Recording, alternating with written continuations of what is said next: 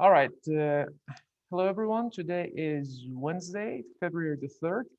So we're going to cover basically, this is class 5. We will finish up the discussions of fundamental concepts in machine learning. But before doing that, there's some little change that I need to do for the groups. So we decided to, because two of our undergraduate students dropped the course, we're going to dissolve group 6. Mitch and Tommy are in the class right now. I'm going to go ahead and put them in group 5. So you guys need to work together from now on. So your group is size 5. Actually, we have 25 students, which is symmetric. And then we have 5 students in each group. So, and guys, I know you have already submitted your homework 1, but don't worry, because you had the answer key, I assume that everyone is going to get 100%. So there's not, and it says that I'm not going to make a new group. So your scores, grades, whatever you have already is going to be overridden by the new scores, but don't worry. Changing the existing group. Okay, so let's change this one. So Mitch and Tommy, I put you in group 5. And Clayton, are you still not here? I believe so, you're not. So Clayton, I hope that you're watching this video, and I'll put you in group 3. So please make sure that you reach out to students, to your classmates in group 3. I'm specifically talking about Sarah, Wyatt, Cooper, and Keaton. And yeah, let's put you there. All right, so now we have 5 groups. If you have any questions, comments, concerns, you guys that I change your group, just let me know. All right, we good? Okay, so.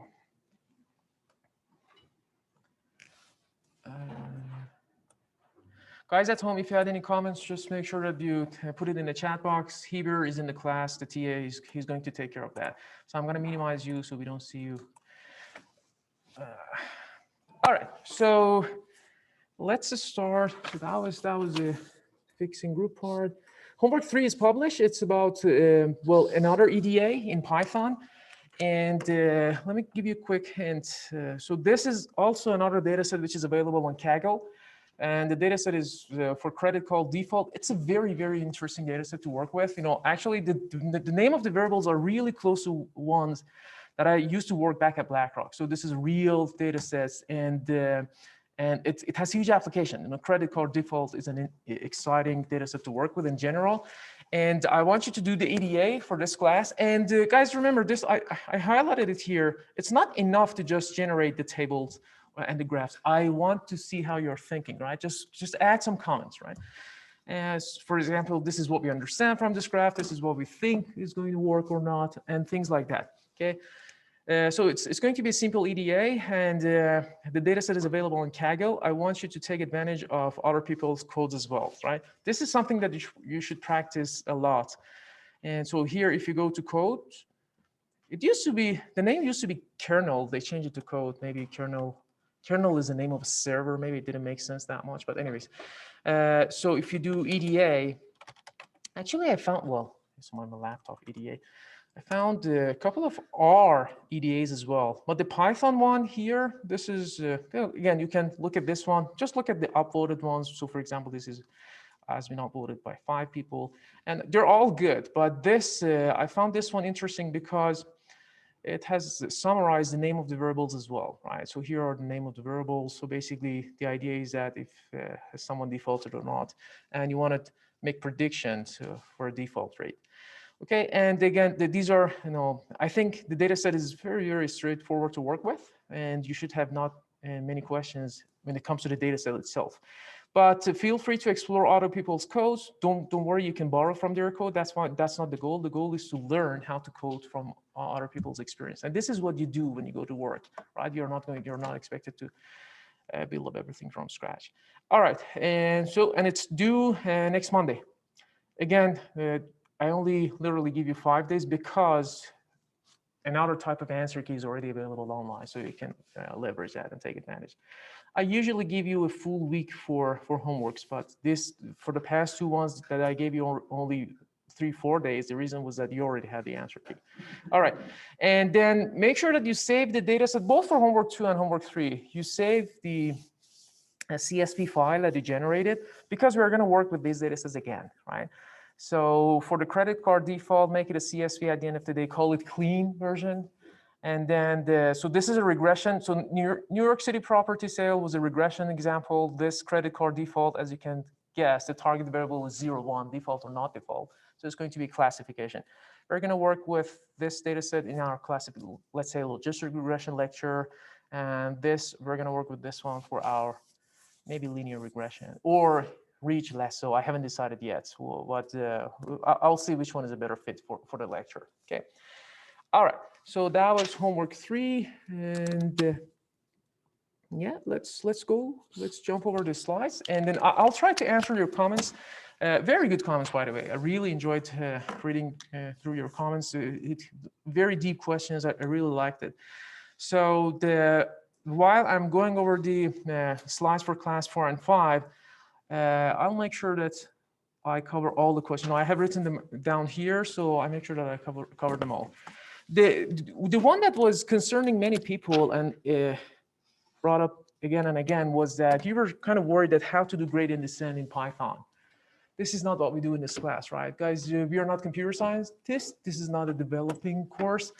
And the way that we do, don't worry, my point is that don't worry about the calculation when it comes to gradient descent, any kind of these optimizers. We're not going to do them by hand at all, right? So when it comes to Python, it's going to be as easy as this. You have a name of a function using a scikit-learn package, and one of the features is called optimizer, and then you put Atom. That's it. This is how hard we're going to code these things, right? But if you're interested to do, how can you do for example, gradient descent from scratch in Python? I have a code available for you. I can give it to you as a template, and there's a good chance that well, maybe you like it or don't, but it's a long one, right? So it goes through the different steps of gradient descent step by step on Python, doing a regression analysis. Again, this is something that if you want to learn from scratch, it's available. But if not, don't worry, this is not something that we need ever for the course, either machine learning or deep learning. So that was a very common comments that I got. All right, so let me go ahead and detach my, hope that I don't lose the connection. We didn't last time. Okay, so just bear with me if your screen is rotating. That's from my end. Don't worry. Okay. All right. So let's go to class 4 because we didn't finish it. I believe we stopped here.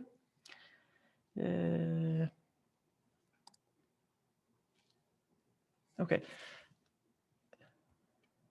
Yeah, we talked about the resampling methods. Why do we need to do resampling? And we basically said that the idea is maybe sometimes our training set is not that large, so we have to, and if I want to divide it into train and validation set, the training set is going to be small. What's the problem of having a small training set? The problem would be the algorithm may not learn anything because the training set is small, right? And we said, okay, if the validation set is small, what's the problem with that? We said we cannot find our hyperparameters properly, right? So we cannot tune the hyperparameters. So for that reason, we're going to, the solution was combining the train set and the validation set. And we call it train set, right? Train and validation, we call it train set. So this is the idea. And now let's explore what's the idea of cross-validation. Okay, so we're going to use cross-validation to infer something about the test set. This is really important, right? I have a train set, I have a test set. At the end of the day, you want to see what are the evaluation metrics in the test set, right? Because this is how we test the model using the test set. But sometimes the test set is not observable. The label of the test set is not observable.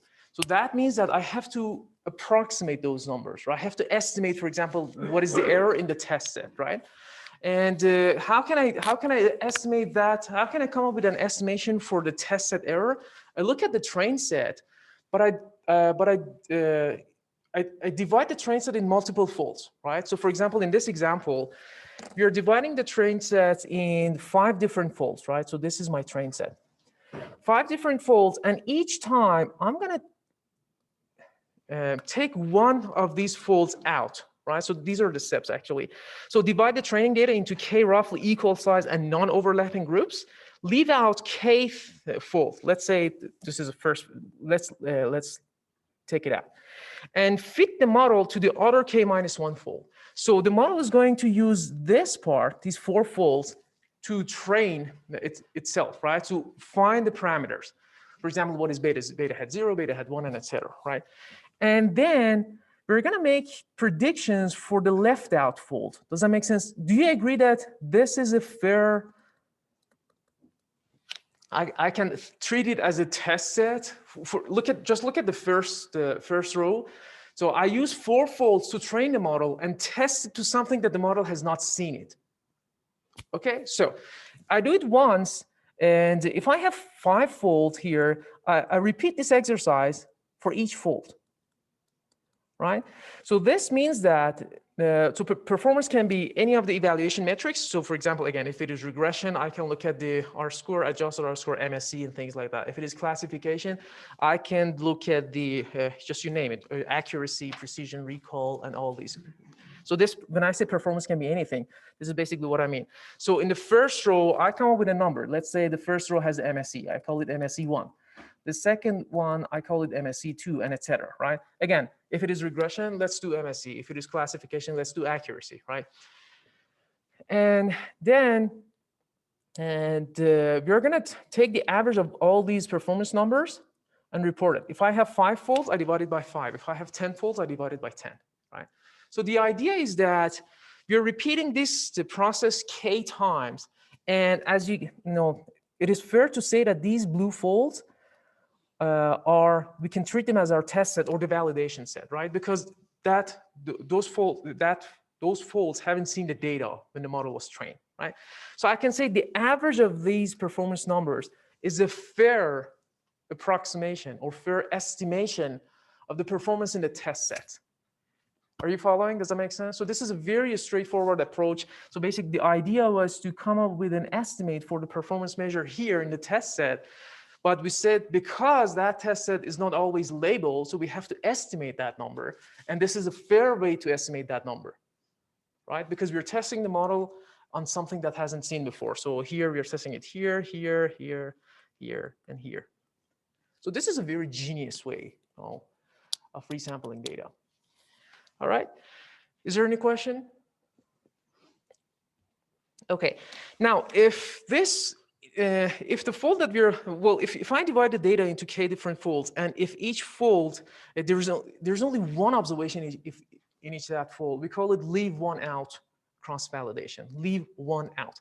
So it means that, let's say here I have only 5 observations, n is equal to 5.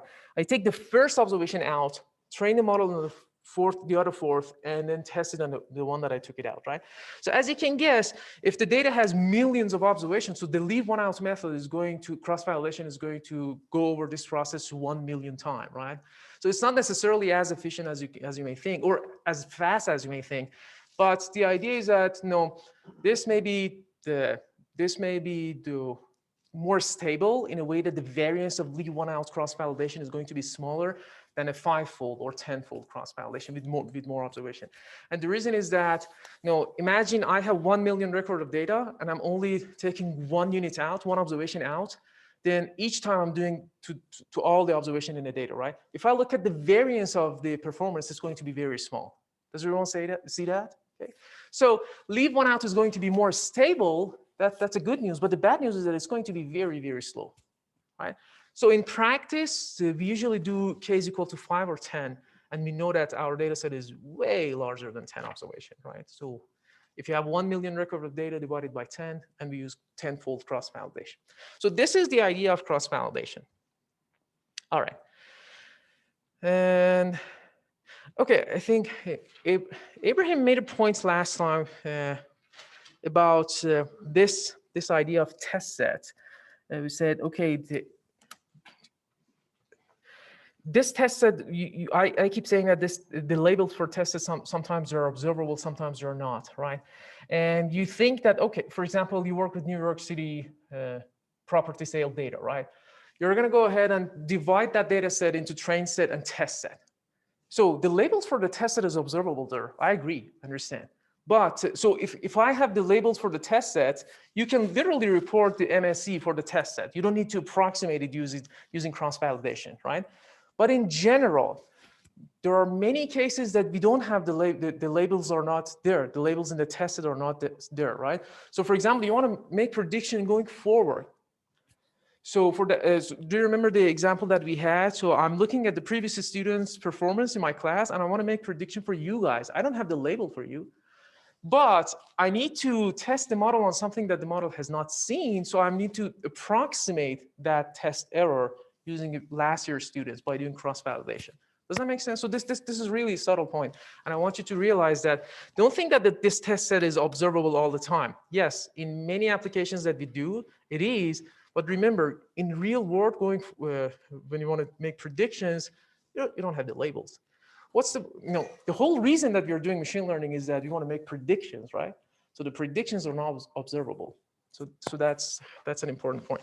So the cross-validation that we did in the previous slide, it's really, this is, if the data set is cross-section, do you remember from econometrics or statistics, when the data set is cross-section, the ordering doesn't matter? So you can shuffle the data perfectly and you can work with different, so these can be, this is not the first observation. It can be a bunch of, a combination of shuffled data set, right? So we can shuffle data set without making, without any problem. But in time series in general, the problem is here. With time series, we cannot shuffle the data, right? Why? Any idea? Yeah, time series is order, so there's autocorrelation most probably. And if I shuffle the data, I'm just really ruining the pattern. Let's say I have an upward trend. If I shuffle the data, what does that mean? Right? I'm completely ruining the pattern. So we cannot shuffle the data with time series. We also need to avoid look-ahead bias. So what is look-ahead bias? Anyone?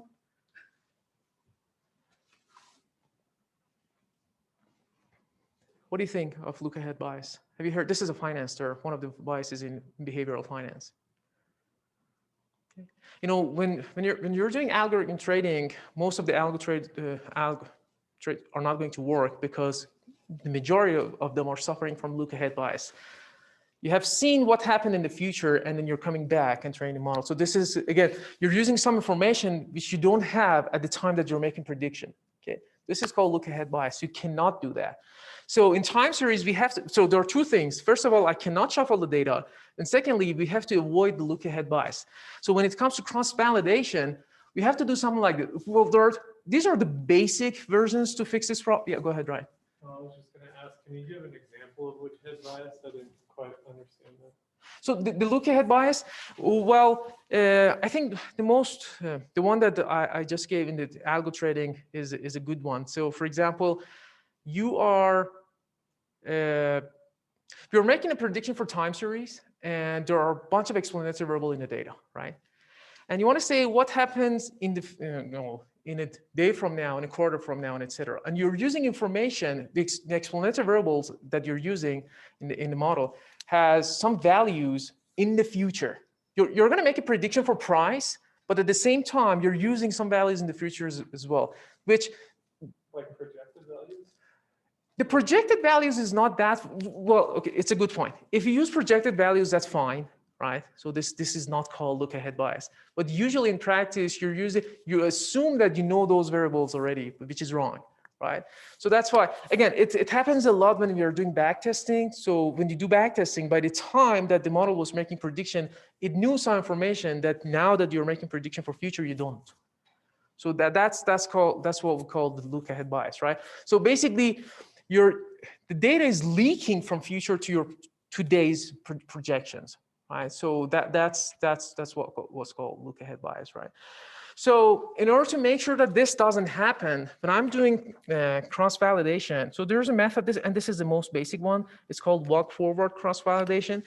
And we have two types of it, using expanding windows and using rolling windows. I think these two pictures are really straightforward to understand. So expanding windows is like this. So imagine this is my train set. So let's say this is the data train set, right? If this is a train, let's say I have 4 folds, 1, 2, 3, 4. right? First of all, I'm not going to shuffle the data. In cross-section we can, but here we're going to say that this is time 1, this is time 100. Don't touch it. Don't shuffle the data, right? So this way we fix the problem of that we cannot shuffle the data in time series. And secondly, in order to avoid the look-ahead bias, so here when I use the, I'm going to make it to 4 different folds. So this is the leave one out fold, leave one out fold, leave one out fold. We call it test, but you get the idea. So this is 4-fold cross-validation. So, as you can see, I use only this part of the information for training the model in the first fold, and this for test. And then I'm adding to that, right? So as you can see, the windows are expanding. So I'm adding to that, I'm adding to that, right? So this is called walk forward cross-validation using expanding windows. So how am I avoiding the look-ahead bias? I don't use this part of the data. Okay. I don't use any information from future. Yep. If we use the stock price, we're trying to predict the stock price tomorrow. What could be an explanatory variable that can have data, like you said, that has data about future projection of the price? Can you use that as an example? So we anything. Any macro factor that you can think of. I don't know. For example, if you're looking at interest rate, let's do quarterly. It's easier discussion, right? You want to make prediction. What's the stock price for next quarter? And any macro factor that you believe is going to be interesting. For example, interest rate, things like that. You either assume that you know them, right? So if you are making projection, like Ryan was saying, that's not a problem. The problem is that basically when you're making projections for tomorrow's price, this look-ahead bias doesn't happen. This look-ahead bias happens when you're looking at some data and you're making predictions for the previous periods, right? So and then you're not using the projected numbers. You're using real numbers. So for example, you say, I think I'm not explaining it well, but let me give you an example. Let's make it very simple. I have price of Apple, right? And then I'm going to use interest rate, maybe GDP growth, and maybe some financial ratios, right? PE and etc.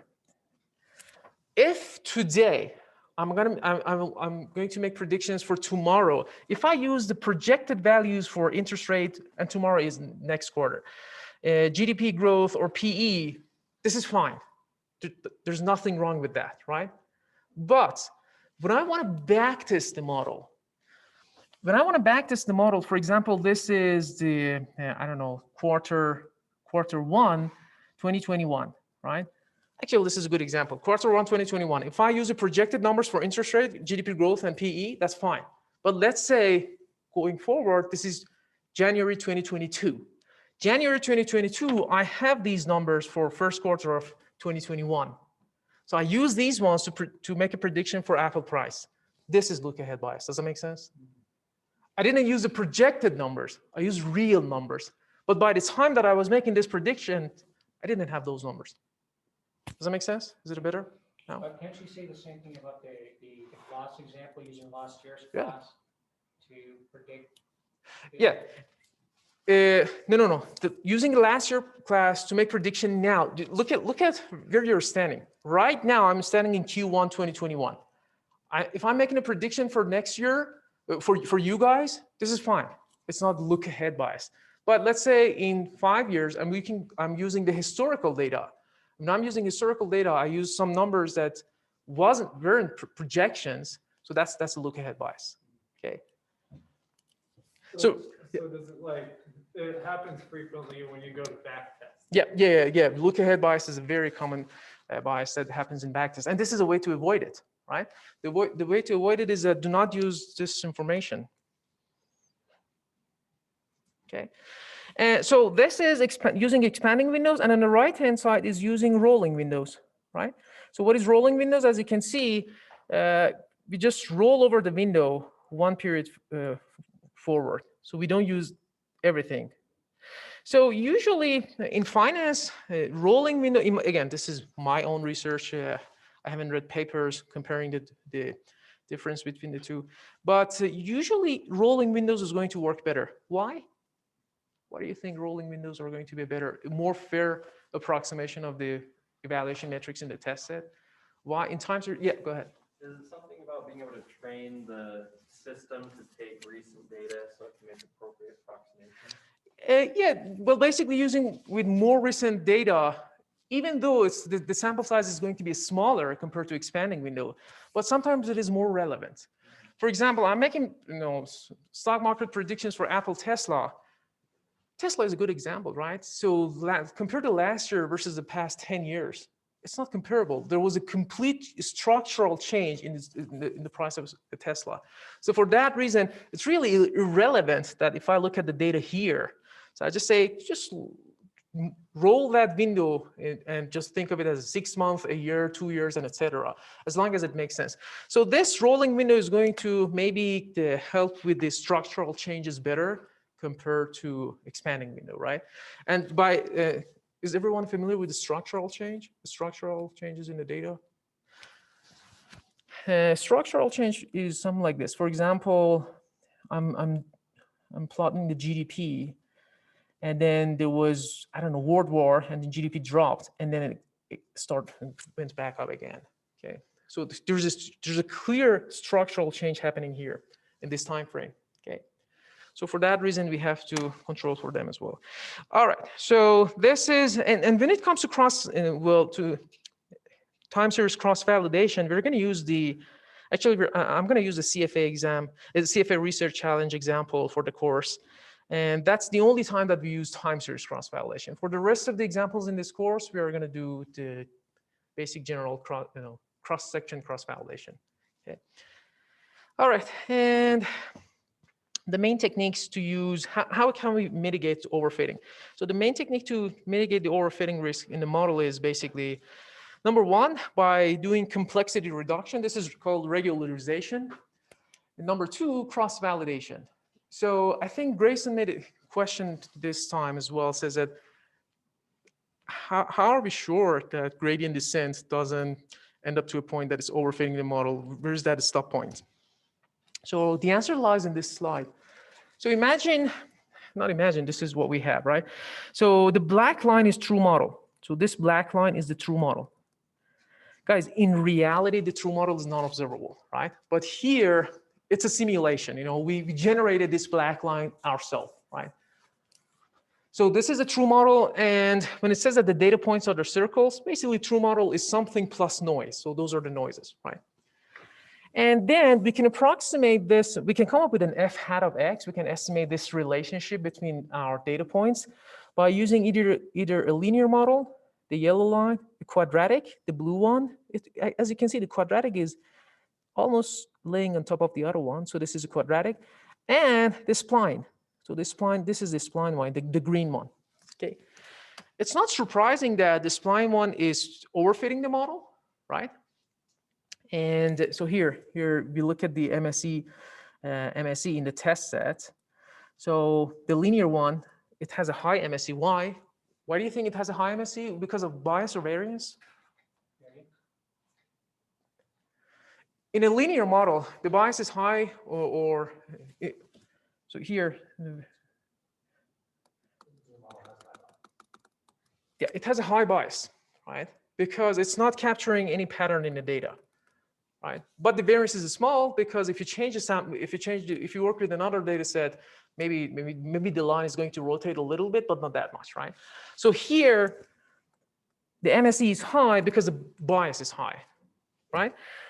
And in the green, in the spline line, the green spline here, the MSE is high because of what? Bias or variance? Because of high variance, right? Because we know that, do you remember the overfitting picture?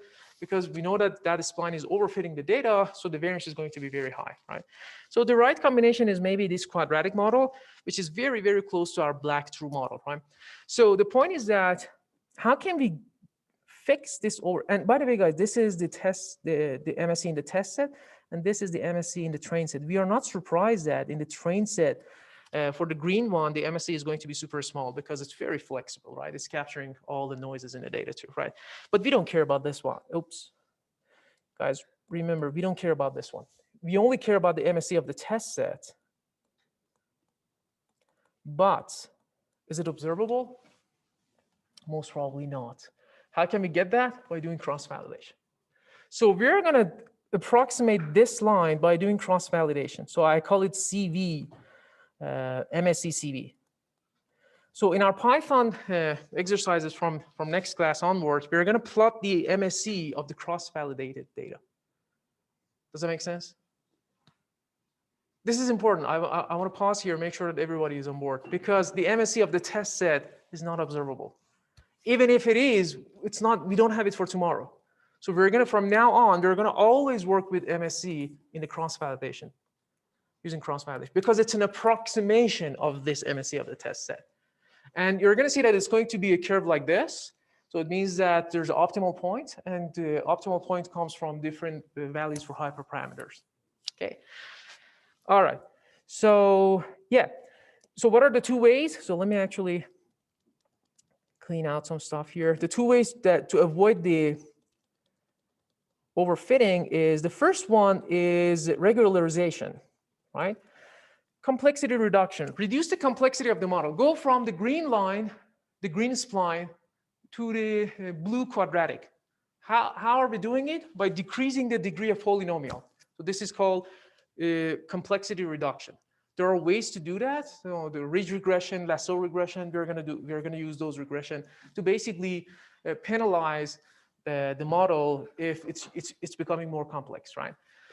So that's one way. The other way is cross-validation. Again, we're going to use cross-validation. We're going to observe the cross-validation and see where it's minimized. So that's how we can get around the overfitting. All right, is this clear, guys? Are we good? Okay, so let's move on to the next set of slides. No.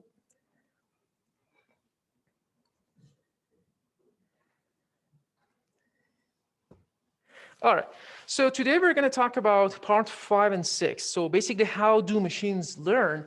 And what is loss function? What are solvers, learners? So the people use these terms interchangeably: solver, learner, optimizers. I didn't put optimizers on purpose here, because when it comes to optimization, I'll be clear what I mean by that. Optimization usually, when you're doing convex programming, you have it. You have a well-defined set of, for example, objective function like loss function and some constraints, and we do optimization to find the parameters. Solvers and learners are not necessarily the optimizers. These are, again, they're very the same. So if people use solvers and learners and optimizers, they're the same. But I just want to keep them separate in this course and say that whenever we're talking about gradient descent and stochastic gradient descent, these are not machine learning models. These are just solvers, right? So let's go with the part of how do machines learn. And so I guess I answered one of the questions, how to avoid overfitting. Now, so the questions that we have here: why gradient descent over OLS? So I'll make sure that I answer these questions. Cooper and Corinne had this question. And David asked about how to do SGD in Python. So the answer is no, we don't. But if you want, I can give you that code, right? In the course, we just use, well, actually, I'll talk about it. In this course, we're not going to use gradient descent at all. But I want you to understand the concept, because gradient descent is mostly used for non-differentiable loss function, which happens in image recognition problems in deep learning. Okay, here we can use them. So for example, in regression analysis, I can use gradient descent, but I won't. But I'll tell you why. And Jennifer, Abraham, Amanda had some question about learning rates. I'll make sure that I answer them. And Tristan, example of other loss functions. Okay, so I'll keep in mind these questions. So let's go over the how do machines learn.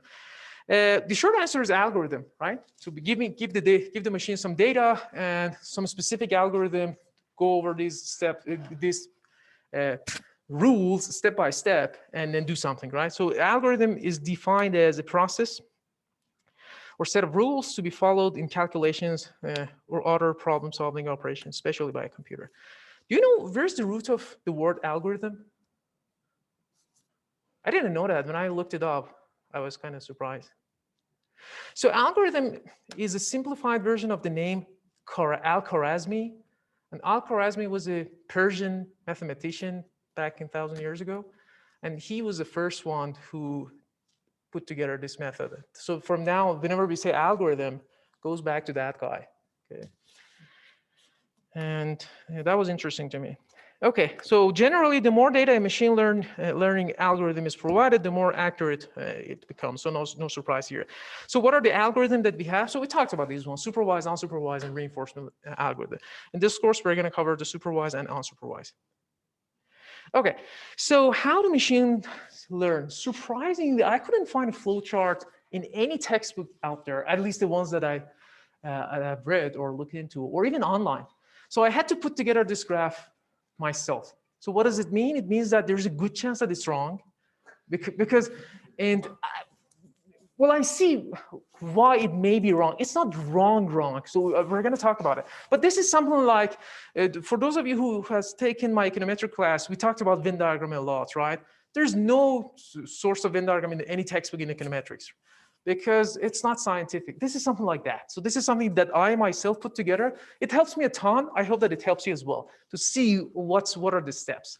But do not cite me on this graph, because if you look it up, there's not such like this on I don't know, on the internet. Well, actually, the department suggested me to come up with some pedagogical papers and publish that Venn diagram thing. Maybe this is another one. It helps me. So it helps me. I hope that it's going to help you as well. Okay, so let's see, what is this flow chart?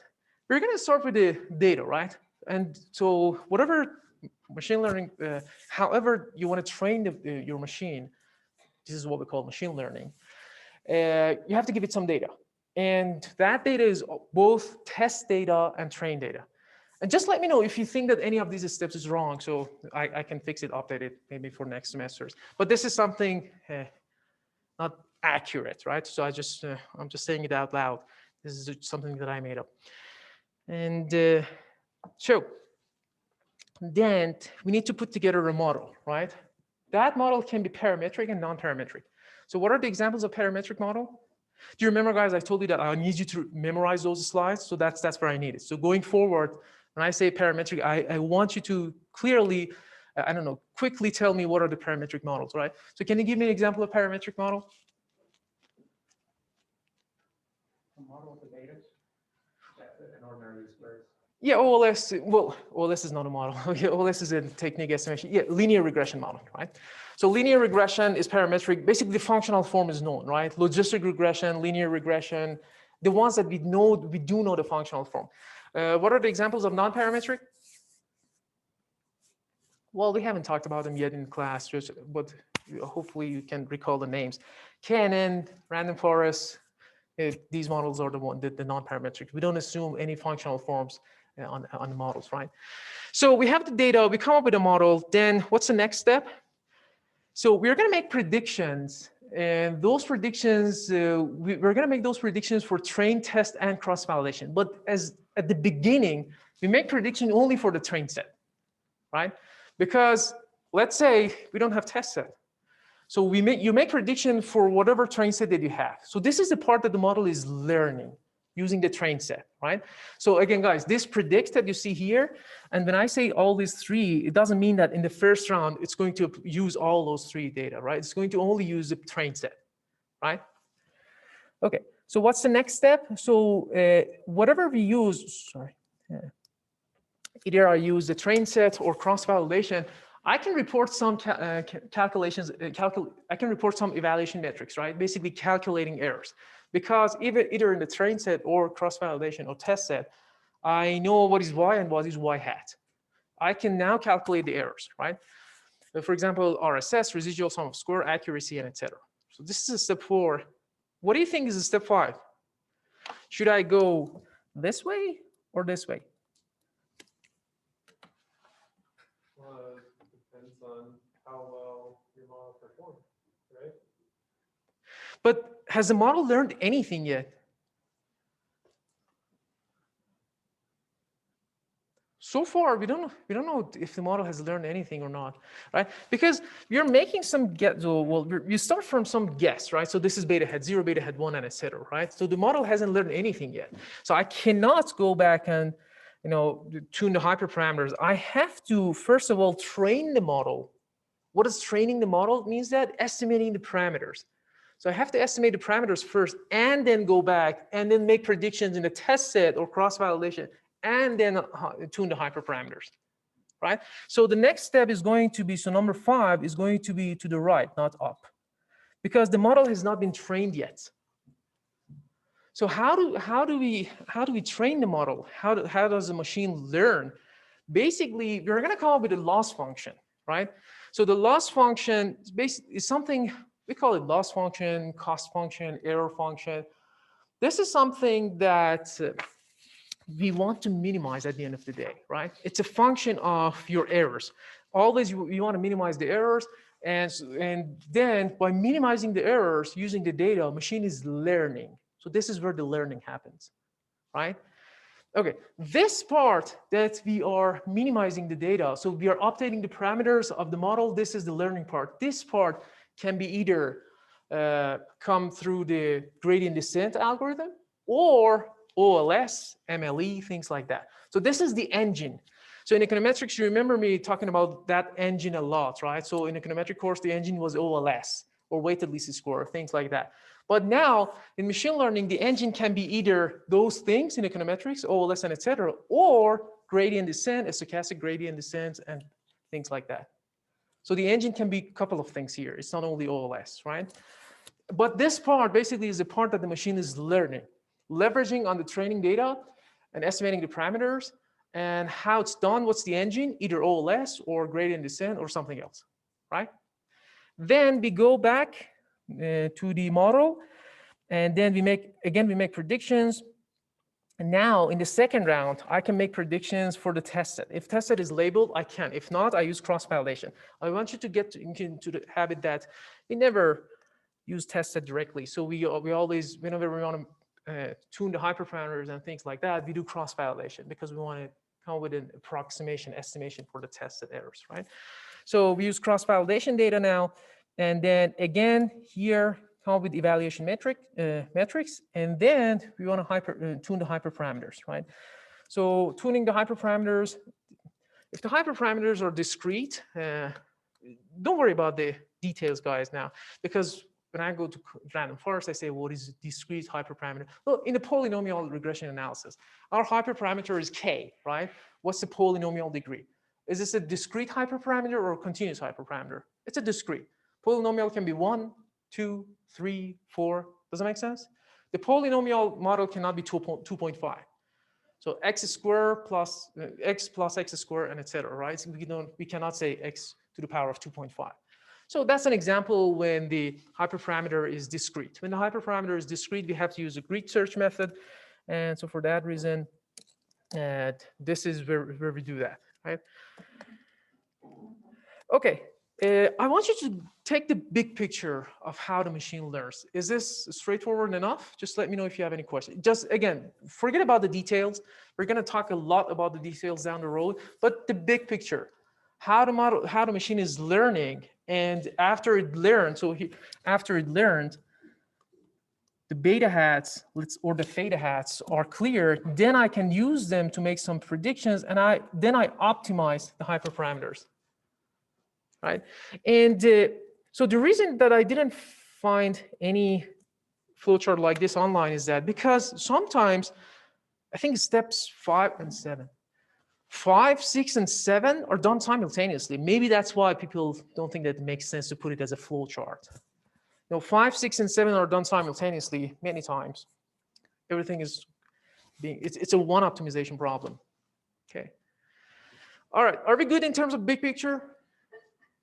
Okay, now let's talk about our solvers.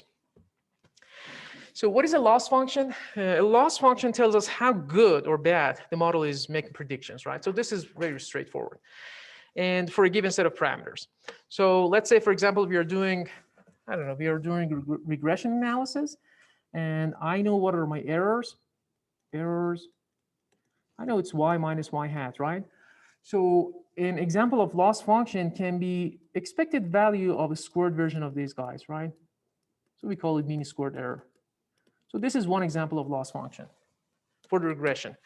Tristan wanted another example of loss function. So there are not many of the loss functions out there, but for regression analysis, usually we do MSE. For classification, we do cross entropy or Gini. So these are the things that we're going to cover later on. So when it comes to random forest, we are going to introduce those loss functions too.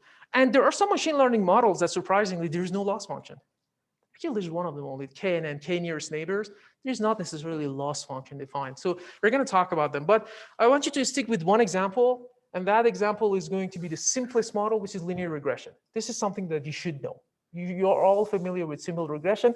So when I say loss function is MSE, you should know what I'm talking about, right? You're always trying to minimize that loss function. And again, to give you some, we're always trying to minimize the distance from the squared version of the distance, the errors, right? So I know that this is not a good line. Why? Because the squared errors from this line are huge. So that's not a good line, but this is a good line. So how did we come up with this line? So we defined the loss function as MSE, and we use OLS to find the beta hat 0 and beta hat 1. Right? So this is basically how we are minimizing the loss function, right? So now here, I'm not going to talk about OLS anymore. We want to focus on gradient descent, right? And then after that, I'll answer those questions. Okay, so why should I use gradient descent when I can do it simply by OLS, right? So this is a definition of a loss function, and the two most frequently used optimization algorithm when the loss function is differentiable are gradient descent and a stochastic gradient descent and the family of upgraded gradient descent. Okay, I want you to pay attention to this one. Loss functions are differentiable. You know what's the definition of differentiable function, right? So for example, if I have a function like this, is it differentiable at all points? So is it differentiable at all points in 2 dimension? It is, right? But if I have a function like this, is it differentiable? No, it's not differentiable at this because the gradient at this point is positive, at this point is negative, so it's not continuous. At least the differential is not continuous, right? Or even worse, if I have a loss function which is something like this is definitely not differentiable at this point, right? So gradient descent, stochastic gradient descent, are going to only apply, at least generally, not locally. Generally, they're applied to differentiable loss functions, right? And the good news for this course is that all the loss functions that we work with are differentiable. So you don't need to be worried about the non-differentiable loss functions. And actually, there's not huge application of, huge examples of non-differentiable loss function. One that I can think of is actually in autonomous cars, when the pictures the 3D pictures needs to be rendered. So the loss function there is not differentiable. But in any other examples that we do in this class, loss functions are differentiable, so you don't need to be worried about it. And actually, you don't need to be worried about it at all because most of the models that we use, they have their own optimizer, they have their own engine like OLS, like MLE, okay? So that's the golden standard that in the video it was talking about. The golden standard for linear models is OLS, right? Then we hope that gradient descent is going to generate exactly the same answers, which it does. So that's the beauty of it. Because the loss function MSE is very, very well behaved. It's convex. There's always one global optimal there. Okay. And guys, if the things that we're covering now, it's a little hard for you. I totally get that. It depends what is your background in calculus. But don't worry. Especially our undergrads, because those are the ones who are dropping the course. Okay. So if you feel that it's overwhelming, don't worry. From next class that we go to the real models, it's going to become a lot easier. But this helps you a lot in terms of understanding deeper what's happening behind these things, right? So just bear with me, maybe one more class, and then the fun is going to begin, I promise. Okay. So now let's talk about gradient descent. What is gradient descent? I hope that you watched the video.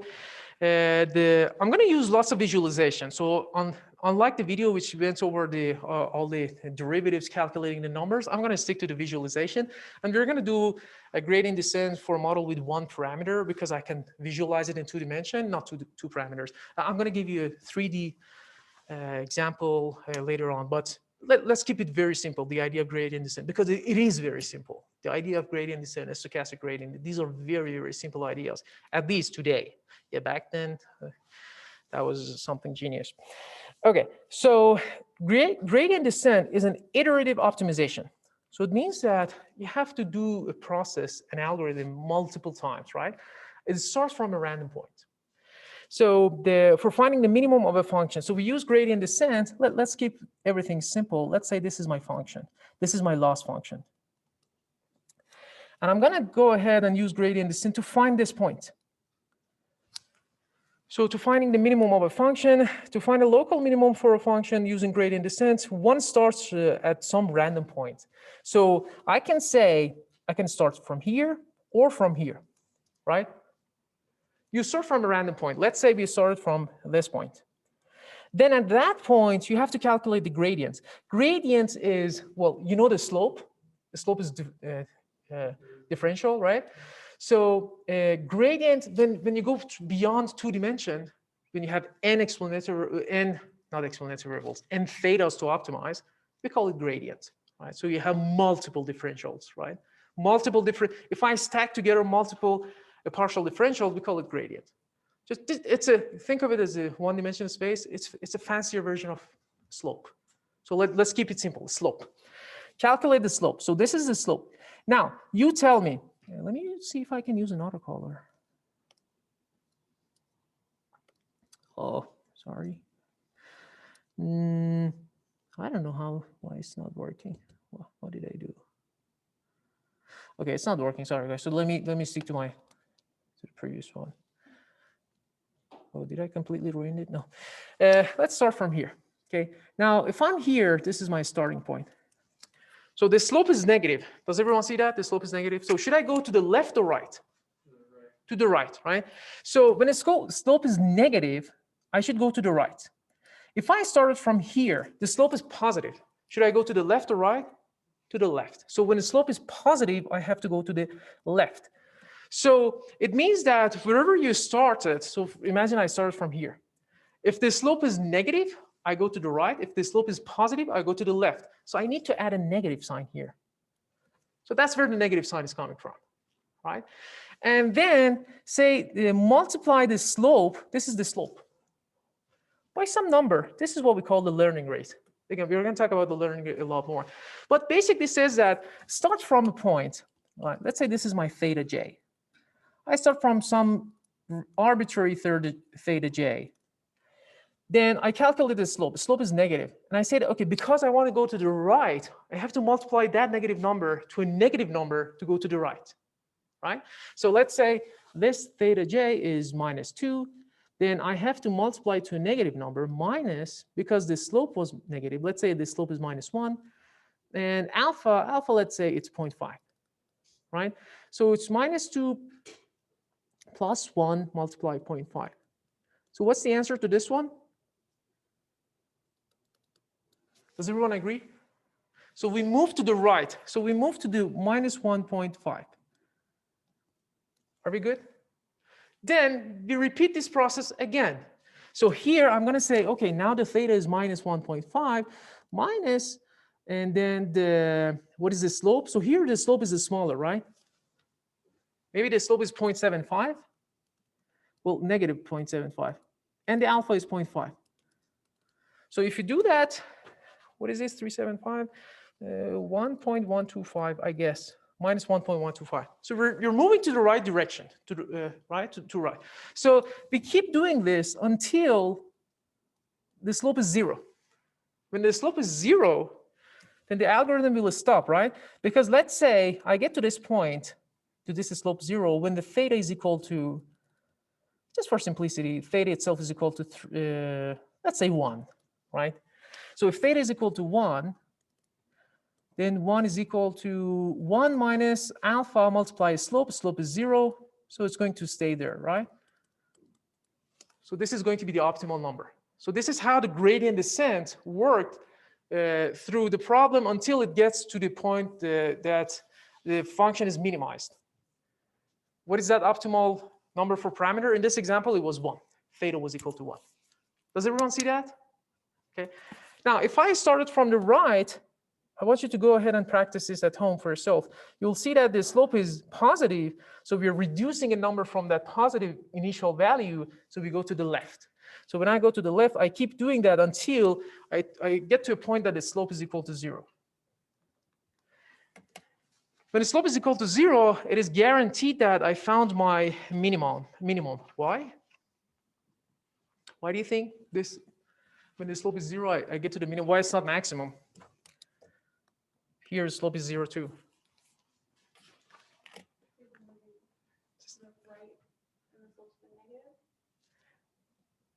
Say that again? Because the slope's been negative and we've been moving to the right. Yeah. Well, so the idea is that she says that because the slope is negative. Yeah, and here the slope is positive. I get it. But remember, guys, the loss function is a convex function. So whenever you're calculating, you're doing the gradient descent, the optimal is going to be always minimum. Do you know the convex concave function? So here, this is a convex function. This is a concave function. It's always going to be 0? The loss function is convex, is always convex.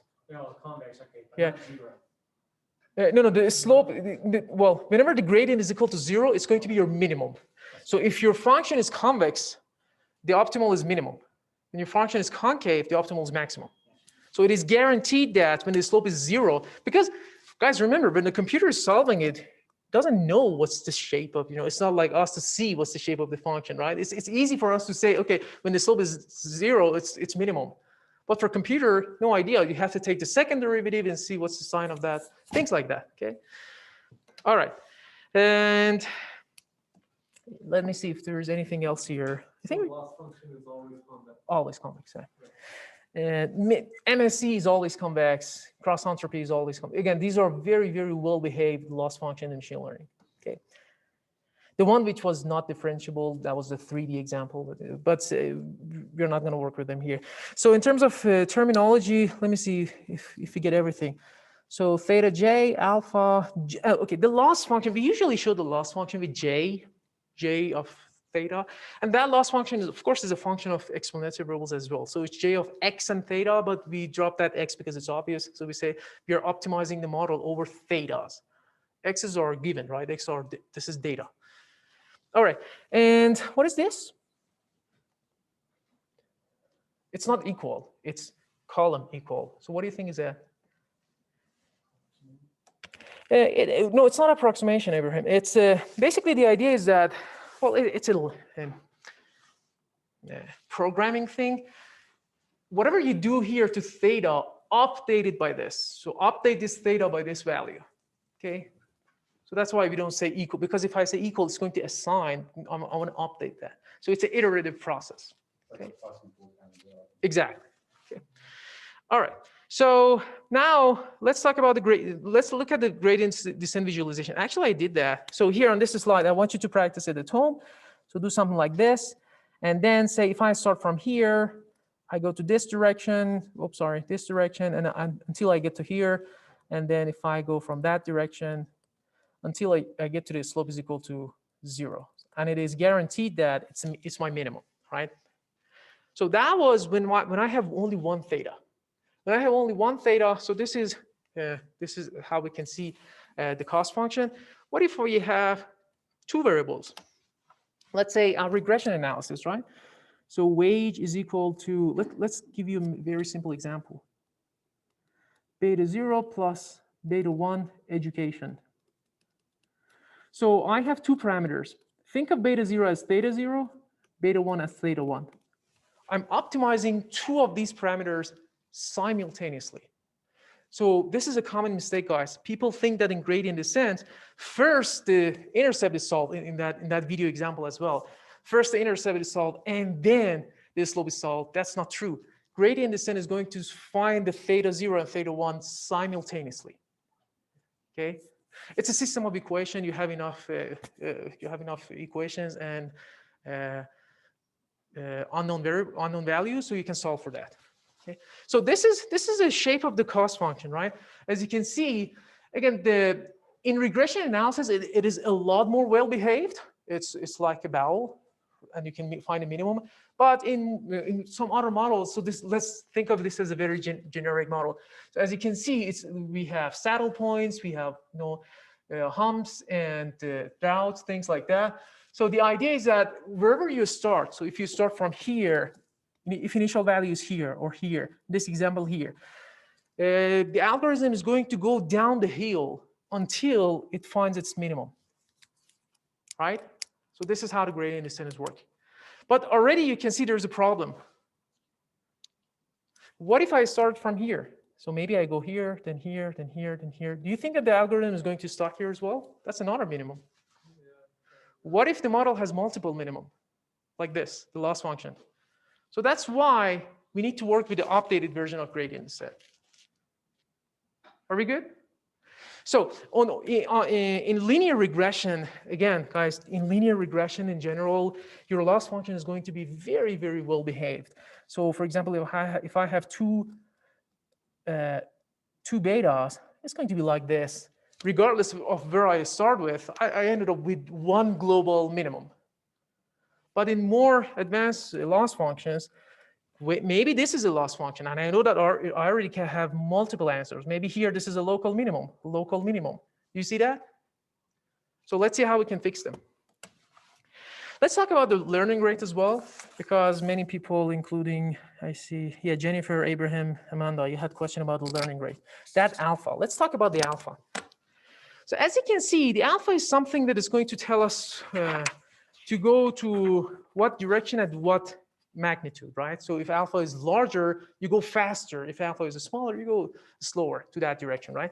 So let's start with the alpha, which is too small, the green one here.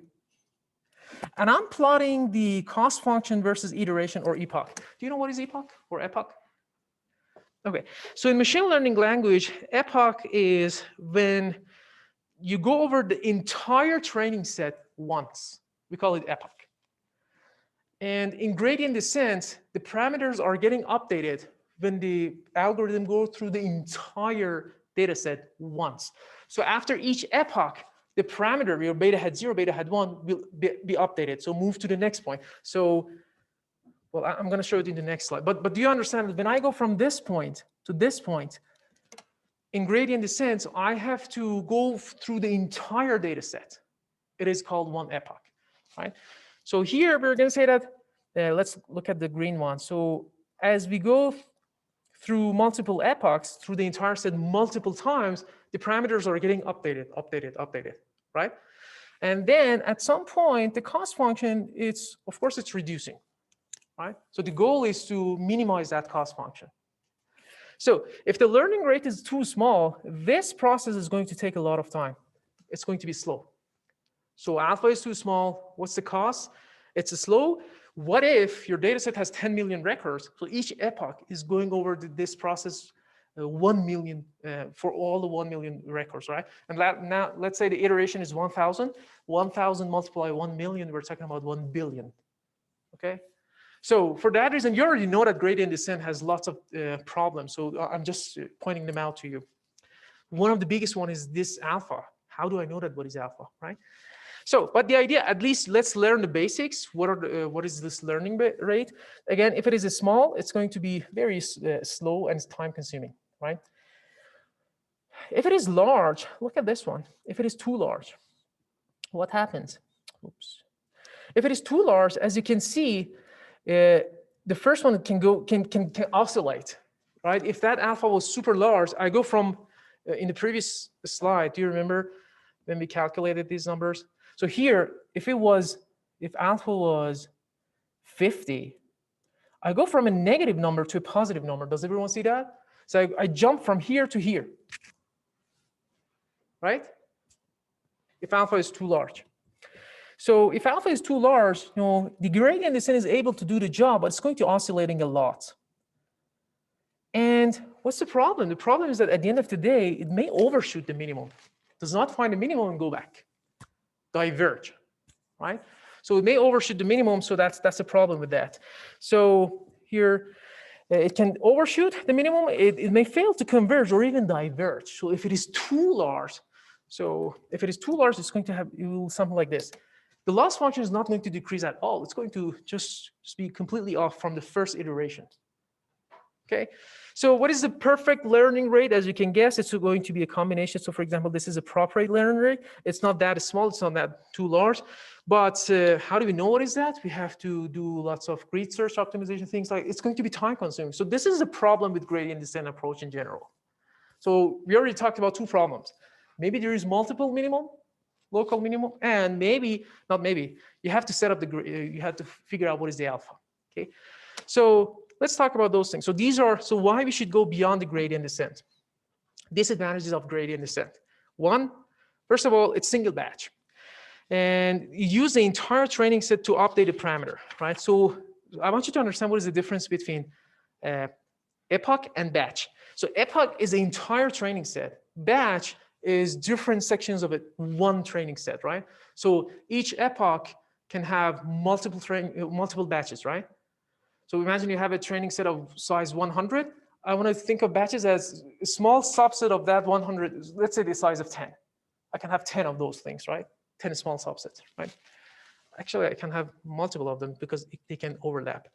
So gradient descent is single batch. What does it mean? It means that you have to go over the entire data set to update the parameter once. Sensitive to choice of learning rate. We already know that the learning rate is going to play a big role, and it's slow for large data sets. So what's the solution? A stochastic gradient descent, or in literature, people also generally call it mini batch gradient descent. The idea is that this is a version of gradient descent that speeds up the computation by approximating the gradient descent using smaller batches, right? It says that for each update, you don't need to go through the entire data set. Just work with a subset of that data set and then update the parameter. It's going to be a lot faster, right? Let's say your data set has 1 million record. You're going to use only 10 observations to update the parameter. It's going to be a lot faster. Does everyone see that? So what's the cost? The cost is that, yes, it's going to be faster, but it's going to be less stable. Does the less stable make sense? Because it is really important. Because you're not using the entire 1 million record, you're only using 10 of them. Maybe the 10 that you're using are not necessarily the good ones, right? So it's going to be less stable. So for that reason, we need to update the stochastic gradient descent itself. So what are the upgrades? Or Ada grade is one of them, and Atom is the other one. So Atom includes some momentum as well. So from this slide is going to be a little technical, but just focus on the big picture, right? We are not going to use any of them in the course, but it is really important for you guys to understand the concept. So why is stochastic gradient descent? So this is gradient descent. I know this is one. If I want to go from this point to this point, I have to exploit the entire data set, right? But in a stochastic gradient descent, this is batch one, and you see, if I want to go from this point to this point, I can work with the first batch, only 10 observation, maybe 1 observation, even 1 observation, 5 observation, not the entire 1 million, right? So as you can see, the problem, so here the gradient descent, it's going to go down smoothly to the minimum, but here, as you can see, it can come down, go up, right? Because I used the wrong batch. And then again, come back, go up, come back. Finally, I will be able to find this minimum. So what is the advantage of that? Again, it's going to be less stable than gradient descent, but the computer, your computer can do it in parallel. So let's say your computer has multiple cores, and each core is going to take care of one of those batches, and the batches are small, so we can converge to that minimum a lot faster. So it finds out that it got the wrong batch when the data value. It goes in the wrong direction, right? Look at this one. It's a very good point, right? Look at this one. It is going to the wrong direction, but you hope that in the next batch, it will fix it itself, and it will. Okay. Okay, so here, I'm comparing the batch, mini batch, and stochastic gradient descent. So the batch gradient descent, when the batch is the entire epoch training set, so this is our gradient descent, and mini batch gradient descent and stochastic gradient descent. A stochastic gradient descent is where batch is equal to 1. So you're updating the values, by the parameters, by taking 1 observation. 1 observation updated, 1 observation out. Mini batch, the batch size is larger, 10 observation, 20 observation, right? And look at that, here's the beauty of it. This is a gradient descent. It is stable, but it takes a lot of time. Here is the mini batch. It is less stable, but it's going to be a lot faster. And here, as you can see, it is a stochastic gradient descent. It is going to be a lot, it's going to be super fast because the algorithm is updating the parameters with one observation. But as you can see, it's less stable.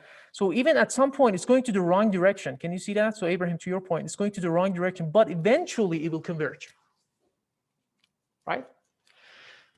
And so now let's talk about the problems of, well, we already know that. So what if, why we need to upgrade the SGD itself? What if I have multiple minimum, right? If I have multiple minimum, the SGD cannot work. So I need to update that. So here's when we talk about the concept of momentum. Imagine I'm throwing a ball down the hill. And if I want to make sure that the ball is not stuck here, I have to give it some momentum. And that momentum means that look at the history of the slopes and then somehow incorporate that history of the slopes to your learning rate. We don't call it learning rate anymore, but this is a good analogy, right? So that's what the atom is doing. Adjusted momentum. Well, we're going to talk. So these are the updates. So the first update is eta grad.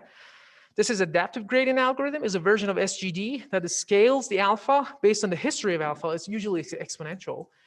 And the atom adds the momentum to that too. So atom is going to take the both good things from two words, right? And basically adding the momentum, make sure that the model is not stuck here. So as of today, 2021, one of the best optimizers out there or solvers out there is atom. So we have one bunch of them. We have atom, ATA delta, SGD, RMS prop, and ATA grad. So as you can see, the atom is the best one. And we're going to use atom for the deep learning models, not the machine learning models, right? So for machine learning models, most of them that we're going to use in the course, they have a clean, clear loss function, which the solution has a closed form, which there's this closed form solution, like OLS, like MLE. So when the OLS can does the job, you don't need to do gradient descent, right? So remember, gradient descent and its variants are not machine learning algorithms. They are solvers to minimize your loss function. And here's a question of the day for you. So now I'm going to answer Cooper, Corey, Corinne, and some other students' questions. So gradient descent over OLS. Why simply don't use OLS? Is gradient descent faster? The answer is no. OLS is going to be faster, a ton faster, because you can solve a bunch of equations and figure out what is the theta, what is the optimal theta. You don't need to start from a random point. You can use mathematics. Remember, in econometrics, we did that. We use OLS to figure out what is the optimal number. That's it. You don't need to from a start at a random point. Either the size of the data is 1,000 or 1 billion. So me optimizing linear regression using gradient descent, and then the least square is a surrogate be my joke to you. Okay. So yeah, the answer is not for fun. For learning purposes, we can find the coefficients of regression analysis using gradient descent. But regression analysis, we know that OLS is going to do a perfect job. When it comes to logistic regression, we're going to use MLE. When it comes to random forest, we're going to use another optim. So again, so do we use gradient descent in this course at all? Maybe for some models, but maybe when it comes to when it comes to SVM, we do some optimization, but we're going to talk about those convex optimization later on. But I believe this is something that you should know, because whenever the people are talking about gradient descent, you should know what are the caveats, when we cannot use it, where is the latest edge of research, which is atom right now, and then why we use them, basically why we use them. So let me just summarize, we're almost done. When your loss function is well behaved, which most of the loss function in our course is going to be well behaved, it means that they're convex, they're differentiable. You don't need to necessarily do gradient descent, right? So we use something else. Okay. All right. Is there any question from the guys at home or here? I know this class was a little technical, but I try to keep the mathematics as low as possible because, guys, you know, the mathematics behind this atom and eta grad, it's a lot more complicated. But the intuition is straightforward. I'm using atom to use the momentum to push this ball further from this local minimum. That's the idea of momentum. Okay. All right. I hope that you enjoyed it, because I think these are the building blocks of machine learning. So now we are ready to go and start our first model next class, which is linear regression. So in next class, next week I'm gonna do linear regression, polynomial regression. You're gonna feel a lot better because it seems familiar, and then we're gonna build other models on top of that. But just please do this weekend, even beside that you're doing the EDA, please memorize these two set of slides. Understand them, watch these videos multiple times. I don't expect you to become an expert by watching it multiple times, but at least whenever you need, you have to refer back to the videos and just review the slides. Okay. All right, good luck. I'll leave you with that. Have a productive weekend and take care.